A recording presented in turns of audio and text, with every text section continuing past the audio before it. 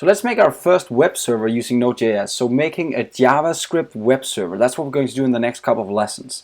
Now to get started, I'm just going to start out by just making an important file for you, a server.js file that's going to execute some code for us, some JavaScript code. So what we're going to do is we're going to go into Node.js org again, we're going into docs, we're going to use R69 API. Here we're going to go under usage and examples, it's also out here. And here they actually show you how you can make your first web server. But we need to put this code somewhere to actually execute it. So where do we want to put it? Well, I want to make a server.js file that we can execute, where we can put all of this code into. And think of it as a text file of some kind that actually is a JavaScript text file. So how do we make that? Well, since we don't have a real editor yet, we're just going to make it using Notepad. Yes, Notepad. We love that tool. So I'm going to grab all of this information here, and I'm just going to paste it directly into my Notepad.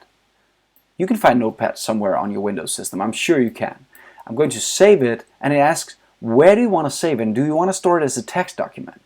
Well, let's just find a place, and in my case I'm going to save it under work, under the C drive, work, and I'm just making a basic Node folder. You can make any folder that you want to put it under.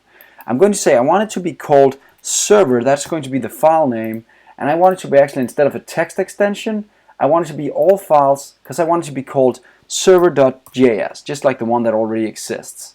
I'm going to save it. In my case, I'm going to replace the current one.